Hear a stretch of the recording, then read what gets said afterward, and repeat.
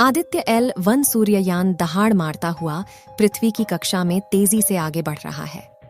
चंद्रयान 3 की सफलता के बाद भारत ने एक बार फिर सूरज की स्टडी करने के लिए सूर्ययान मिशन को लॉन्च कर दिया है।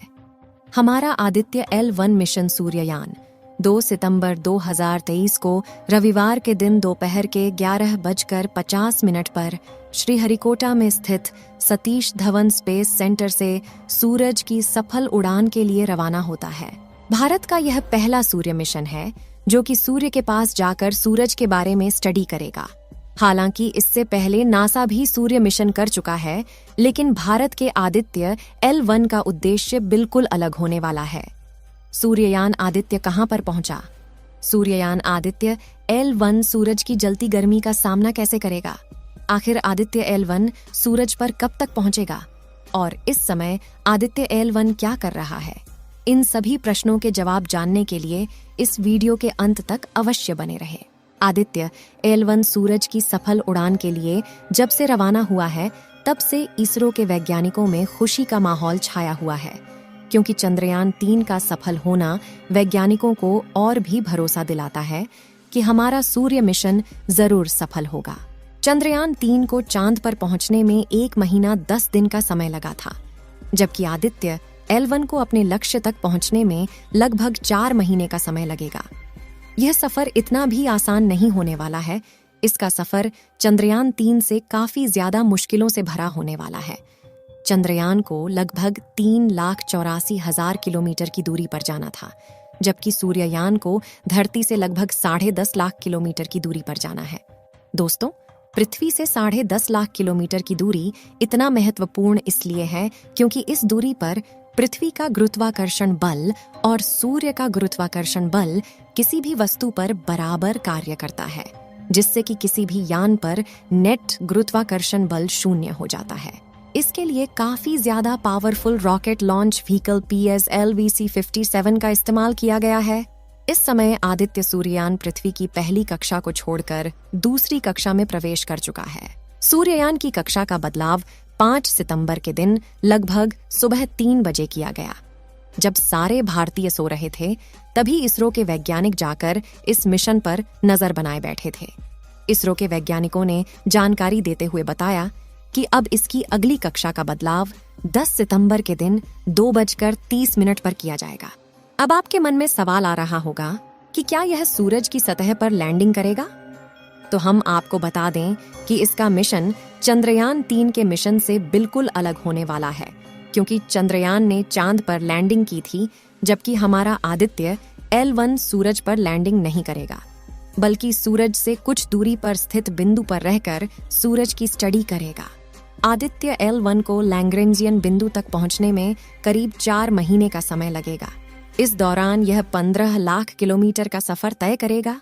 चंद्रयान 3 की तरह यह भी अलग अलग कक्षाओं से गुजरकर अपने लक्ष्य तक पहुंचेगा।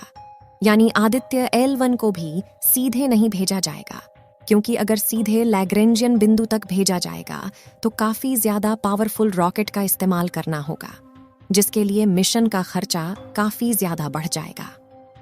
आपको जानकारी के लिए बता दें कि अंतरिक्ष में 5 लैग्रेंजियन बिंदु हैं, जिन्हें L1, L2, L3, L4 और L5 के रूप में परिभाषित किया गया है। अब सवाल आता है कि सूर्य का अध्ययन लैग्रेंजियन बिंदु से ही क्यों किया जाना है? क्या किसी और स्थान से सूर्य का अध्ययन नहीं किया जा सकता? तो इसके लिए आपको बता दें कि इस स्थान पर सूर्य और पृथ्वी का गुरुत्वाकर्षण बल बराबर होता है। इसके लिए यहाँ पर किसी भी स्पेसक्राफ्ट को रुकने के लिए फ्यूल की आवश्यकता नहीं होती है।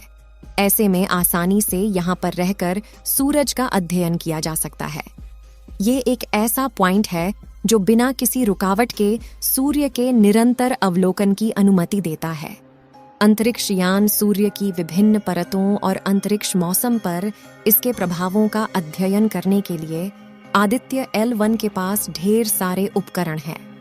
यह मिशन सौर गतिविधि और हमारे सौर मंडल पर इसके प्रभाव के बारे में बहुमूल्य वैज्ञानिक जानकारी प्रदान करेगा। अगर अब इस मिशन के उद्देश्य की बात करें, तो इसका पहला उद्देश्य सूर्य के वायुमंडल और कोरोना के संरचना और गतिशीलता के बारे में अध्ययन करना है। साथ ही CMES यानी कोरोनल मास इजेक्शन की उत्पत्ति और विकास को समझना है। और इसका दूसरा उद्देश्य सौर गतिविधि और अंतरिक्ष मौसम के बीच संबंधों को समझकर अध्ययन करना और साथ ही सौर गतिविधि के प्रभावों को पृथ्वी के वातावरण और जलवायु को समझना है। हमारा सूर्ययान पहले पृथ्वी का 5 चक्कर लगाएगा, उसके बाद 6वें चक्कर में पृथ्वी की कक्षा को छोड़कर अंतरिक्ष में चला जाएगा। इस तस्वीर में आप देख सकते हैं कि कैसे आदित्य L1 पृथ्वी की कक्षा को छोड़कर बाहर निकलेगा और काफी ज्यादा स्पीड से आगे बढ़ेगा।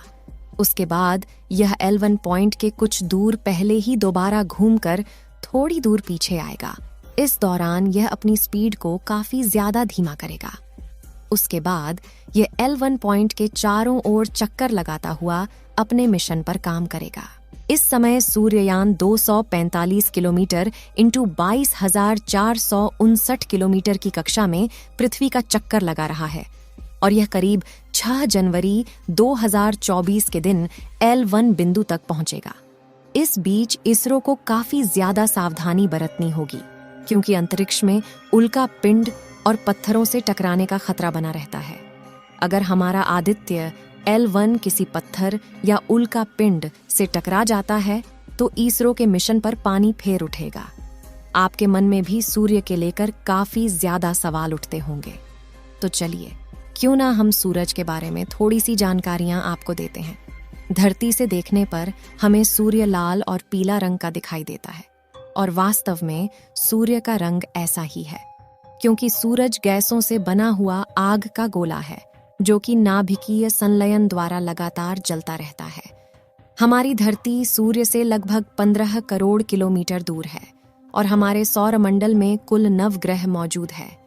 हमारी पृथ्वी सूर्य का तीसरा सबसे नजदीक ग्रह है जो सभी ग्रहों से बिल्कुल अलग है। आग के इस गोले के अंदर का तापमान 1.5 करोड़ डिग्री सेल्सियस बताया जाता है।